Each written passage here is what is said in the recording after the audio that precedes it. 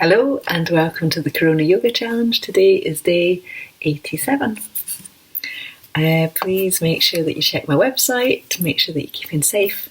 Do subscribe if you want to so that you get email updates, and we're going to start by coming onto our backs. So if you want to bring yourself to lying onto the floor, and you're going to bring your knees up and over your chest. So you're going to draw them in towards you, and you're just going to rock your knees back and forth a couple of times. So just nice easy movement over the back of the body.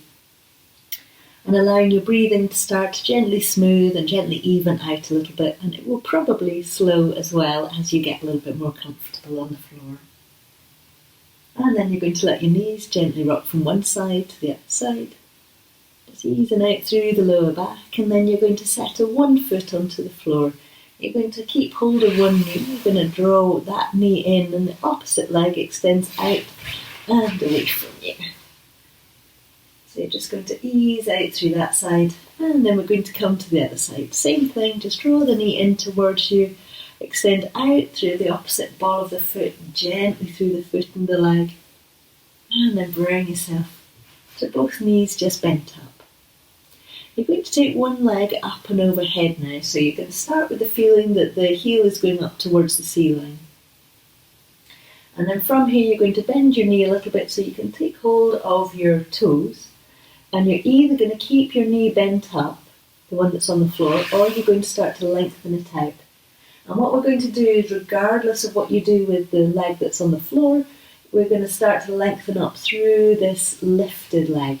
And your free hand can come out and onto the floor, so it's just comfortable, slightly lazy, slightly easy, and a little bit of activity and lengthening into this lifted leg.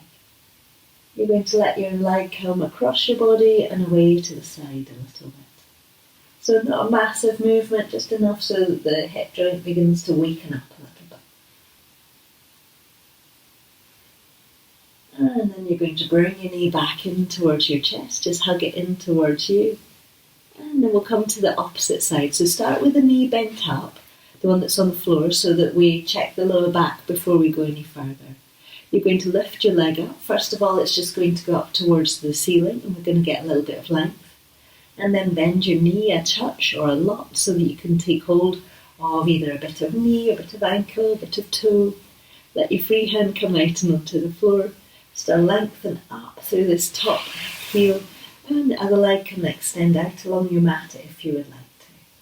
So just really enjoy that feeling of lengthening out. And then you're going to start to ease your leg from the side and slightly across your body.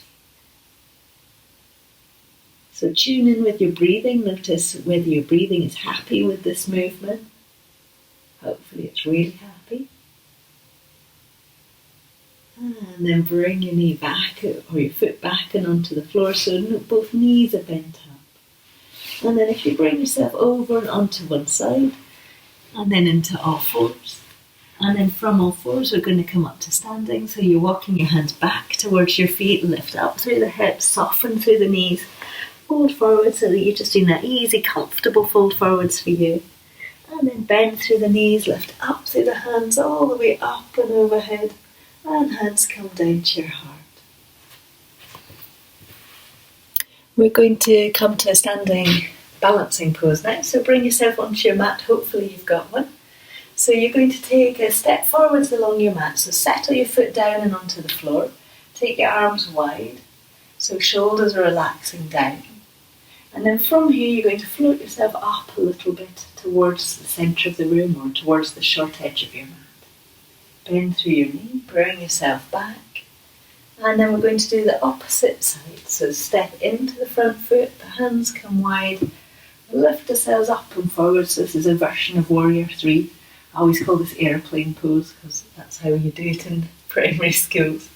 Back to standing, feet settled on the floor. We're going to have the options from the hands coming wide to wrapping the arms around one another so that they kind of join in. So this is just if it feels good to you. Do keep your hands out wide if you're at any sense of unsure, because wrapping them in together obviously means it's harder for us to take them wide, and you might want to find a little bit of support, so you might just have one hand in towards the centre line, one hand on something that's not moving. So you're going to step forward into your front foot, hands are going to spread wide. You're going to allow your back leg to lift up. And then if it's comfortable, you're going to wrap your arms around one another in some form. And you can ease yourself out and you can extend your hands a little bit away from you. And then take your hands out and wide. Bring yourself back and to standing. So settled and even feet. And then we're going to come to the opposite side. So taking a step forward into the front foot, hands come wide. You're going to lift yourself up and into what I call airplane pose or what version of Warrior 3. Check how you feel, because this side might be different. Wrap your arms out and around one another if they would like. And then extend your elbows up and away from you. Take your hands wide or onto the support. Bend your knees, settle yourself back to standing. Let your shoulders roll out.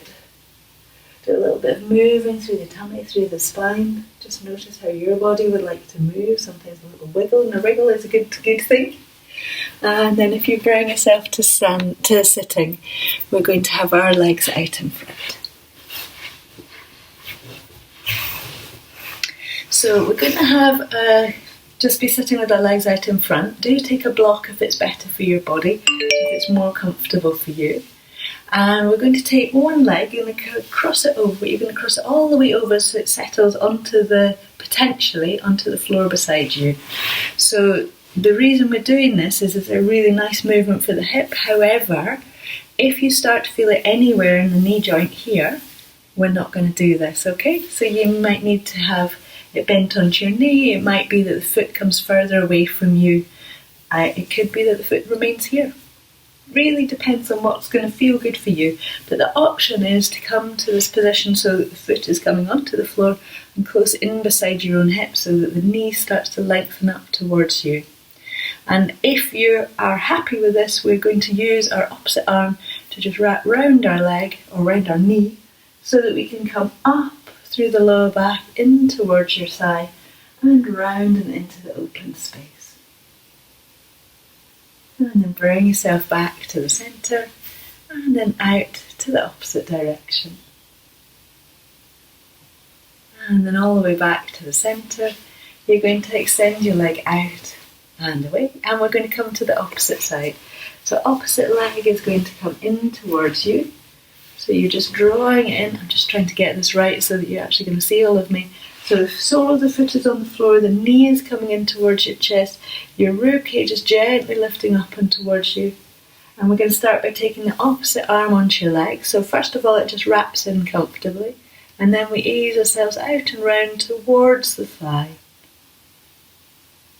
Same thing, just check in with your knee, make sure it's completely happy and that your breathing stays relaxed. Bring yourself back to the centre. And then we're going to go into the open space. So just gently easing round. Think about a cat in the sun. So no particularly sharp movements, just ease round in a way that feels good. You're going to have both knees a little bit bent up so that you can fold forwards over both legs. So quite nice to do this because we then become symmetrical over the back of the body. So through the back of either side of the spine particularly likes to even out and become more even after a twist or something asymmetrical. We're going to come to do some breathing now, so if you want to bring yourself to a comfortable sitting position for you. So just somewhere where your spine can lengthen up and you can feel quite settled and in your own space. So we're going to do a little bit of breathing with those flower hands. So I'm going to move back, there we go. So that we're going to be breathing in, letting the fingertips come towards one another. Breathing out, letting the fingertips come out and away. And you're going to go back and forth at your own pace. So inhaling and exhaling. Seeing if you can find a really gentle movement of the fingers which synchronizes with the gentle movement of your breath.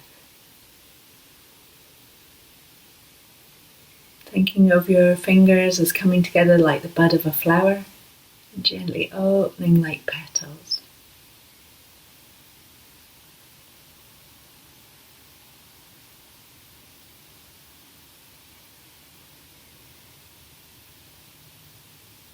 And then let that go.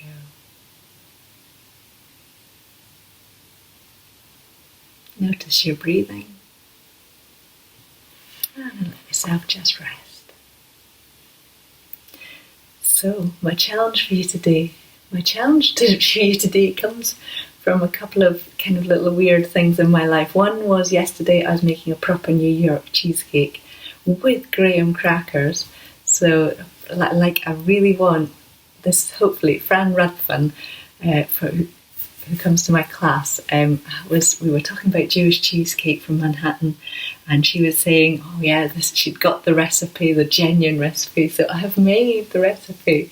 There's been ages in the coming, but I'm so excited. So today is eating New York Cheesecake Day, and bizarrely enough, last night I was dreaming about being in Manhattan trying to find the original Ray's Pizza, and I think I have been there, but I think we went to a pizza shop over the road, which was just as nice. But in my dream, I'm searching for New York pizza. So my challenge for you today is to find something about New York that you really like. So it could be Manhattan, could be wider New York if that suits you better. But just something something you really enjoy about what you think is there, or that you have experienced and really enjoyed. So it could be wonderful graffiti art in the subways, it could be a particular bizarre shop, or it could be Asta Barber's, my mum's favourite hairdressing shop.